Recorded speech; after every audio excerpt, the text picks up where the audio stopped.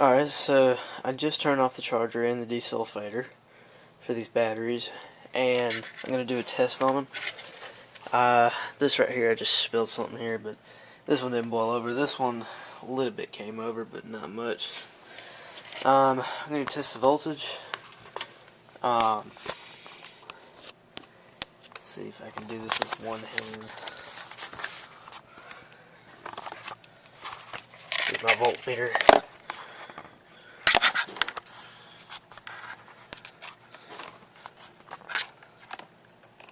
So right now I have 12.9 volt, or 12.98 volts, almost 13 volts. It's a little overcharged, but it should be fine.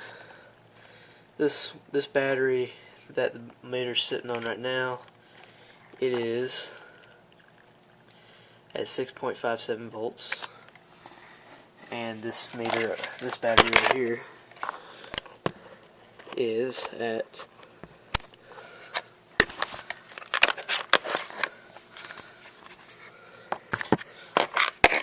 6 this.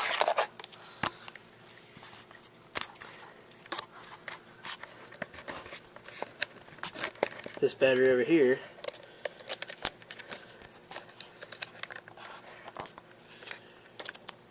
is at 6.38 volts, so they're pretty close. This one's a little bit lower voltage. That one's 6.58. This one's 6.37, I think. So yeah, I'm gonna do a load test on it.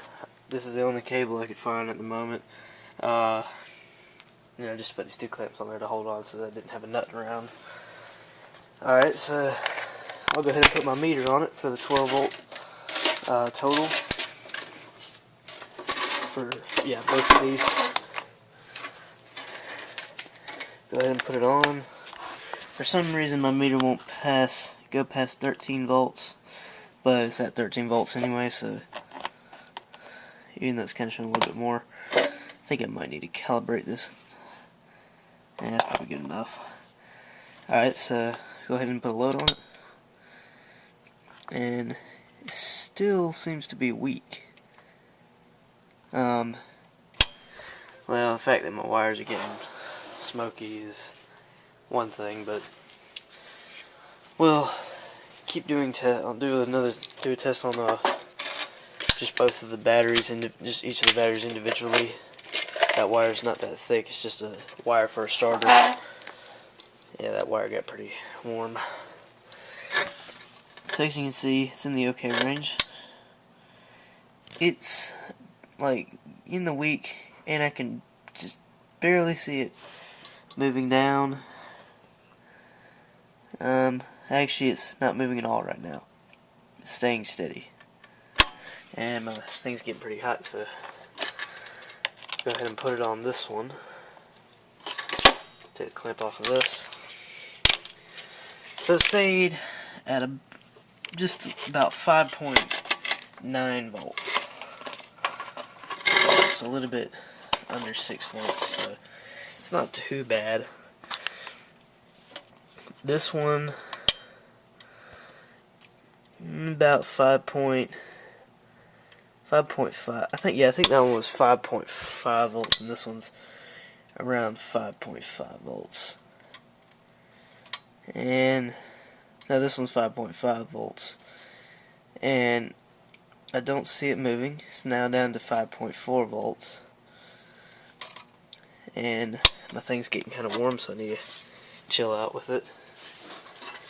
And as you can see, there's some smoke coming off of it. So yeah, you're only supposed to hold that down for 6 seconds, so it kind of exceeded the limit.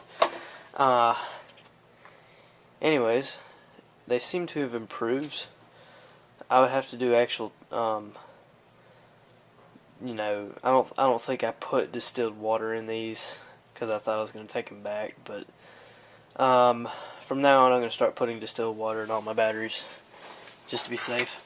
Well, I mean, you should, considering they're going to last a long time, especially since we have well water. But the cells don't look really any different on the inside. It might be a little bit different. If I have one battery that's completely sulfated, you know. I mean, I'm not sure if it really affects it that, you know, I got these batteries, you know, they're pretty old, I think. I don't know how old they are, but I put a thing on there. I think I put a G on one of them, if they're good. Yeah, I put a G on this one. I don't think I put a G on this one. So this was actually a bad battery, and now it's actually a good battery. It's actually better than this one.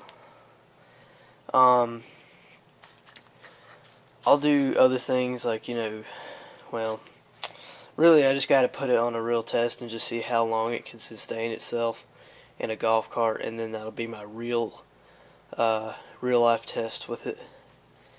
And my next test with the Desulphator is going to be using this little jumper pack. I got it for like $2 or $3. I do need one of these because, you know, I don't really want to pay 50 bucks for one of these when I can get it real cheap and fix it. It's I think it's an 850 cranking amp.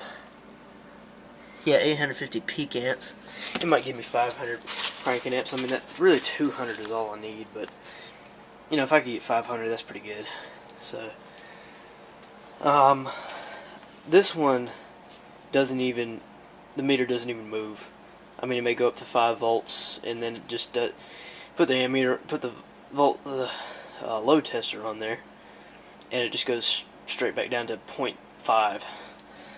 And, well, 0.5 without a load on it after doing a load test. So, you know, this little button would sometimes light up, and that doesn't even light up.